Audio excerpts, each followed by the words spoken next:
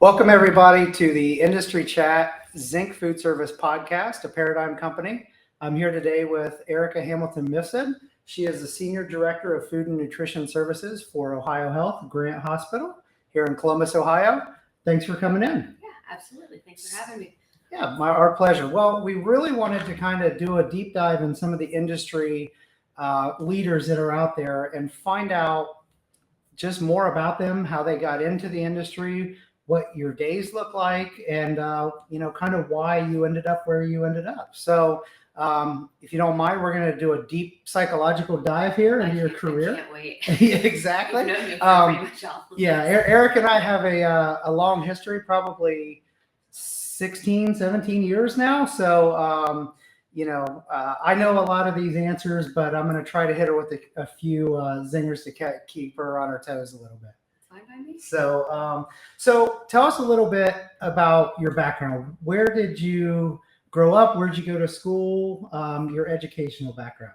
So I grew up in Southeast Ohio, in a really small town, and kind of had my mind made up. I wanted to go to Ohio State because I wanted to live somewhere bigger and get out of that small town. I started as a music major. That lasted for about a quarter and changed my mind and started looking into different majors just to find one, and I stumbled into dietetics. So what did you want to do in music? That's interesting. I don't know that I actually knew that. Oh, really? I was a vocal music major. A vocal music I major. was just thinking about being a teacher. Awesome. Yeah. I didn't know that. Yeah. So what degrees do you possess now? I have my bachelor's in dietetics, and then I have my MBA. That's awesome. Yeah. Yeah. Congratulations. So when you were coming up, obviously, the music thing, you switched careers. But when you were in your dietetics program, what did you think you were going to do with that education or degree once you got it? I wasn't sure. It's kind of funny. I tell this story, and I don't know if I've told you, at Ohio State, there are two dietetics programs. There was, at the time, Allied Medicine was the college, and they had a medical dietetics program where the internship is combined with your undergraduate, 4 years. And most programs, you do your 4 years and you apply for an internship. And human nutrition was with the College of Human Ecology.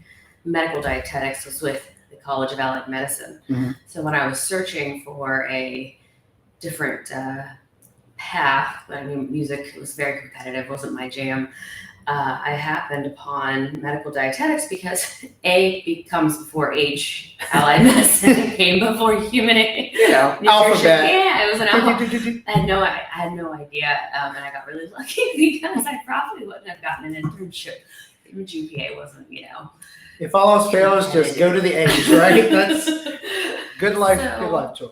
I luckily got in that program and learned about people that had to apply for internships later, and I was like, oh my gosh, that bullet. Nice.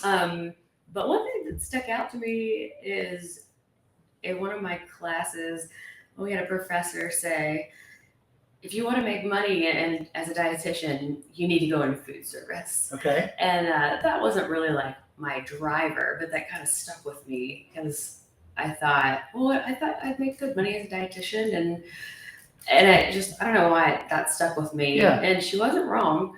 And honestly, I wanted to get through school and get a job and become an adult. Yeah. So I didn't really have an end game,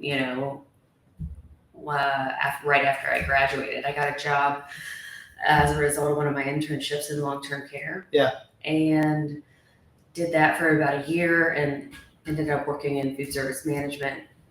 And that's that. So it's kind of a perfect segue because I like to ask, food service is an interesting field. It's fun, it's engaging, it's energetic, but it's also hard, and it's ever changing, and especially now, obviously, is difficult. But obviously, you went into it for the money, but just dollar bills, right? But what kept you there? Right. That's a good question. I feel like, you knew me early in my career. I felt almost out of place for a while because I got into food service management pretty young. Right. And was younger, people that worked there, I managed, they've been working there longer than I've been alive. So it kind of felt like fish out of water for a while, and I questioned. I was not one of those. Yeah. Close. I felt like a fish out of water for a while, really questioned if this is where I was supposed to be. And I think it took probably, I don't know, it took a few years to kind of find my stride and find why I liked it or wanted to stay in it. I thought about changing careers again. What do you think was that hook? I think that hook was when I started to work more on the business side of things, because I started in patient food service, and that's a bear. I mean, that can be a lot to tackle. And at a younger age, to really like have the confidence and the knowledge to tackle that effectively was challenging. Yeah. Then when I had the opportunity to kind of step away from that and go into the business side of things, because our organization, our department was growing at the time, I got to see how it looked as a business. Yeah. And how it could be more profitable, or how it, impacts the hospital or healthcare in a grander scheme. And I became very fascinated with that, very invested in that. Nice. And I think it grew from there. That's awesome. Now, you have the unique background of working on both sides. You worked for self-operated and you worked for contract food service. And I know they all have their pluses and minuses, but what would you say are the best things for you working in the contract food service side? In contract food service, I've found that it can be very challenging. There are a lot of demands because you're kind of serving two teams. You're serving your client, which is Ohio Health for me, and you're also, serving the company. And finding that balance can be challenging because you have kind of directives or priorities, and you have to balance those while leading a team. And it can be very difficult or taxing. However, in contract food service, I feel so much more ability to grow and to cut out a niche or have a larger team that I can help support, and I can leverage finding support. And, being a large contract company, across the globe, it provides a lot of opportunities to learn more, to leverage other skill sets, and to kind of make what you want out of it. And that's been really fun. So you've taken it global. I like it. It's nice. I haven't gone, still in Columbus. You're still Columbus, but but there are a lot of small, yeah, but a lot of opportunities. Yeah, that's awesome. That's and awesome. I think I put in a lot of hours, and if somebody would have told me how much I would work going into my initial role in contract food service, I would have been like, I'm not doing that. Because but then when I got into it and I was putting in the hours, it was so fulfilling. Yeah. And I didn't mind it at all. Yeah. I was motivated to be able to drive change and see things evolve. So I'm glad I didn't know probably up front how much time I would have to put in. That's awesome. Now, and again, you're teeing me up with questions. It's like you're reading my sheet. I just kind of wondered where you're at today. What advice would you give to your younger self, who you referenced? You got into it and you were kind of overwhelmed and you were kind of questioning it. So for other people who might be in that same situation, what advice would you give yourself that you've learned today, like from a value standpoint? That's a great question. And I feel like I kind of try to make up for that a little bit whenever I take on dietetic interns. And that voice in your head can be it can drown out a lot of things, like, I'm not doing this right. I don't know what I'm doing. And the fact of the matter is, you're not supposed to know what you're doing. You're 24 or 25. And if somebody on your team is pushing you down because you don't know exactly what to do, that's not okay. A real team, somebody should, reach a hand out and pull you up. Right. But you have to let them not, and I would say that was maybe one of my own things, just wanting to think, okay, fake it till you make it. Yeah. But when you can admit vulnerability or what I don't know or I need help with, I think that's huge. And also kind of silencing that voice. If anybody who wants to put you down as a young professional, it's more about that. When you have the best intent, in mind, I'll tell interns, they're just assholes. That's a them problem. Yeah. So spend less time thinking about that. And if you made somebody mad or you did something wrong, and spend more time thinking about how you'll do it right the next time. Yeah. And I think you would agree, we had the luxury of being on probably one of the most diverse and eclectic teams of all time.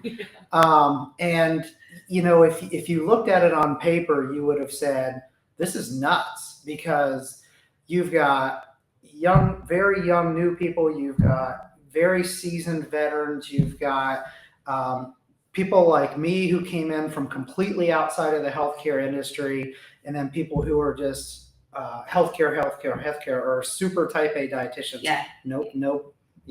Nothing against it. But it worked at a great level because everybody brought their own strengths to the table. And I think the key element, which you mentioned there, is we had to work together. And from that standpoint, I was comfortable with what I didn't know, and I knew I needed to come to you, and vice versa. And we did that with a different group. And ultimately, that elevated all of us.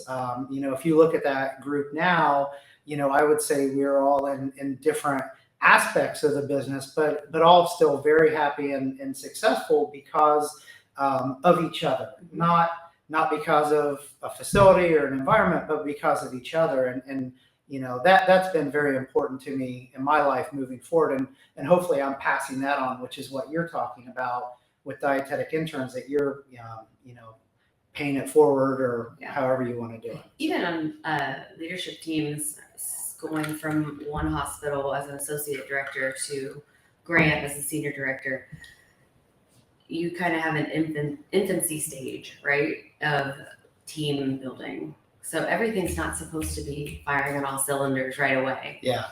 And I learned, I think, through our dynamics that we were lucky enough to have that having conflict, having arguments, disagreements, but then coming back together and being better for it is such a huge thing in strengthening a team. Yeah, healthy conflict is a very important part of business, and respect. Like, I had an ultimate respect for you because you would come in and say, I don't think this is the right. Well, I have to paraphrase because you're paraphrasing and public, being nice about it. Say, Drew, I really don't think this is the right way we should go about this. But in your speak, but giving the pushback, I thought was, but that's a respect, because we could sit down, we could lay out both of our cases, and we could come to what we agreed upon would be the best resolution. And in situations like that, and I'm sure in your today world, you never know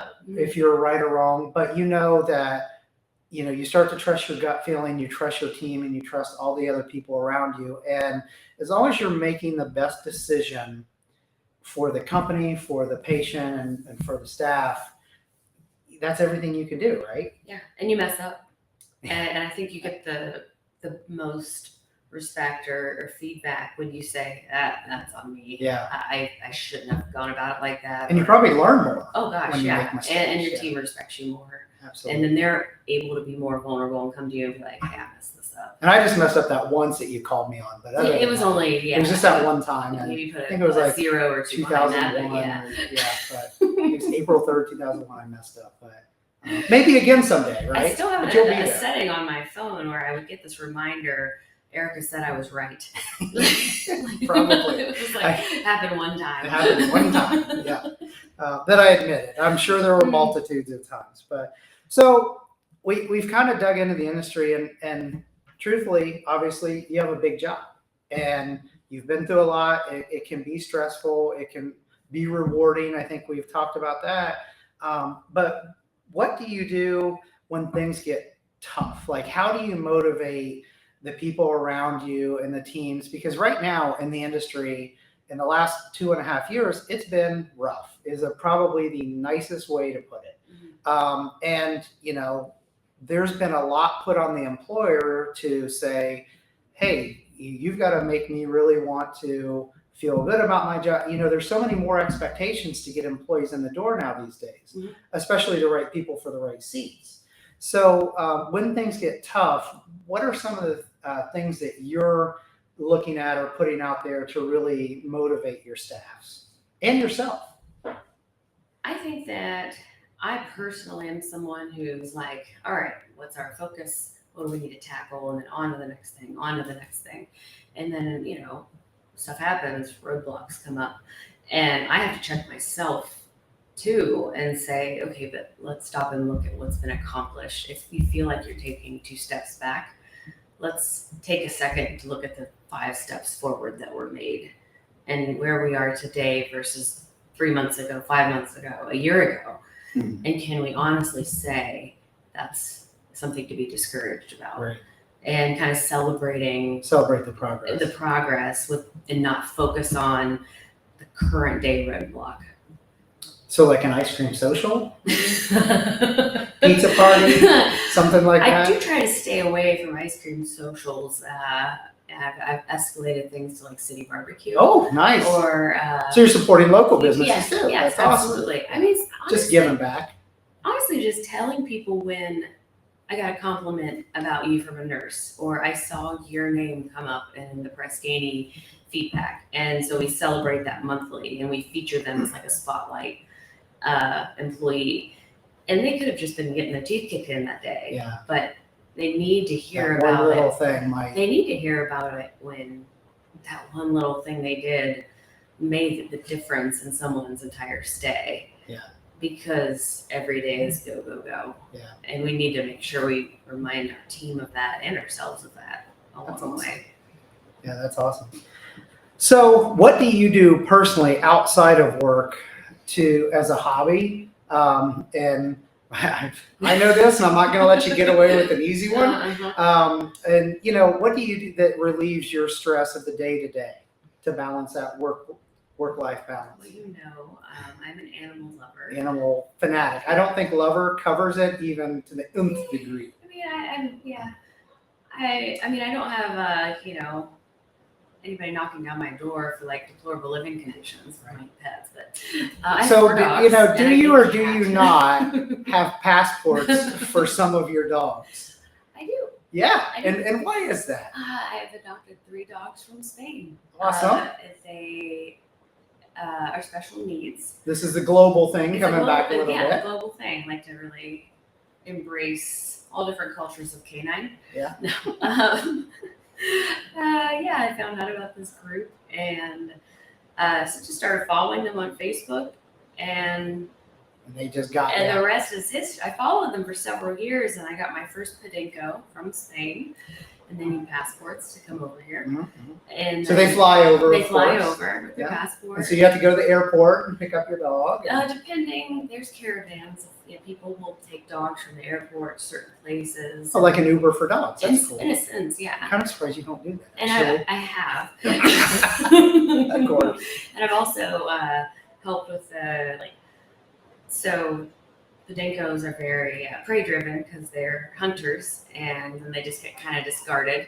Not to go into too much detail, but if they come into families that have a cat, then they can be, aggressive towards the cat. They see it as a rabbit. Or something. You have cats, right? Yes. Okay. So I this seems like a solid plan. Integrated 2 with a cat, and so I kind of started helping that group. If people adopted dogs and they had a cat, like what to do. So I don't know, just do a little thing like that. That's my therapy. Yeah. Now, what would you do? If you happen to have a dog that you thought was having some behavioral issues, or you really wanted to get into the psyche of the dog, what do you think you would do? I have I've done Xanax for her dogs for Clementine. She was in a very bad neglect situation. Something to make fun of a dog about Drew. No, you are giving the dogs a great life. Obviously, making light of the amount of energy you spend into rescuing them, but you do give animals a great life. Yeah, but I do get a little bit extra. I will own that, and I would say the most extra thing I've done is I've had a medium that I've had helped me and actually saved, well, I think saved one of my dog's lives and the cat that I found in the parking garage at one of my jobs. Yeah. And I've obviously made fun of you multiple times for this medium, but I know. I have heard other people mention this and how it's helped them, and obviously I can't take away from what you've done for the animals, and it's just a fun thing to kind of pick at a little bit, but because it is different. It is I will, a little different. I will 100%. I wouldn't go to a medium myself, much less get one to my dog. But what you do for these animals is incredible, and being able to give that time. But I know it's so rewarding to you. I know it's very, very important, and that's incredible. So as we kind of wrap up, and thank you for that. Thank you for letting me do it a little bit. You've kind of talked about a lot of different things and where you've been from, where you're at today. And I think we see a very motivated person on where you want to be. But looking ahead in the years to come, what would you want people to say about you, or what would you want your legacy to be? That's a heavy question. Honestly, I don't have like an end game in terms of a title or a salary. I would want people to think of me helping them be the best version of themselves, or awesome. If they gained confidence or felt valued, that they didn't feel at one point. If I can not just do that myself, but build teams that start to do that too. So like seeing a manager who used to go from being a boss to a leader, and people wanting to follow that person. It's not just about me, I guess. I heard a quote once, and I won't name the specific person, CEO, and something about, if you have a flock of people, they'll follow you. And I just felt that was kind of like a little gross. Kind of Jim Jones-ish. Yeah, because if you're leading people, you don't want them to just follow you. You want them to spread their wings and go off and do their own thing and replicate a good thing and have people favor them. It's, it's not just about winning favoritism yourself, but to see like teams grow in that manner and cascade and then leave that road better than we found it. I feel like it's very important. I think, that's a phenomenal point. I think people get hung up on turnover, but there's also really good turnover, because if you bring somebody in and you teach them and you get them ready for their next step, that's phenomenal turnover, right? You've helped somebody and you've done it. So that is a phenomenal answer. And I think you're right on where I thought you were going to be with that. And also there's going to be some sort of shrine in the Dog Rescue Hall of Fame. If there isn't one, I think we should start one, but there is going to be some sort of shrine for you in that world. And probably your husband for, I'm not going to say tolerating, but supporting. I'm going to say supporting. Right? It feels better when I have to talk to him that I said supporting. Yeah. We've had some hefty vet bills along the way. It is. I'm sure you have. So, as we wrap up, I want to say, as a colleague, I have always cherished our relationship and think it's been great. And we've always had a ton of fun while we've got a lot of really good stuff done. I think we've done great work together over the years. So I cherish that relationship. I love you dearly as a friend and appreciate you for all these years. And I wish you nothing but the best moving forward. And hope that I can support you in any way that you can. Thank you. You're welcome. And thanks for coming. It felt like a little bit of a breakup speech. Like, right? I hope you were good going forward. I just need some time. I just need a little time. But no, absolutely I not. agree with that 100%. And I'm so thankful that even though our paths went different ways, we still have this. Yeah. That's great. Yeah. We'll always have inside jokes in Seinfeld. Yes. Yeah. Forever. So forever. So, and for everybody watching, thank you very much for tuning in. And while you're out in the world, try to make it a great day for somebody. Thank you.